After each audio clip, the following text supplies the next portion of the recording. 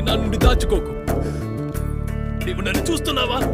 కన్నీళ్ళే కాయమని, శ్రమలతో సహవాసమని, ఇంకెంత కాలమీ బ్రతుకని భీతితో ఉన్నావా?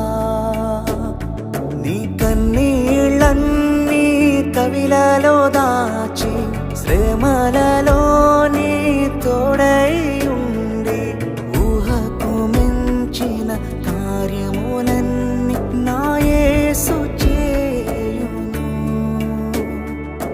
విశ్వసించుము, నిరీక్షణ కలిగి ఉండుము. నీ జీవితమే మలుపు తిరుగునని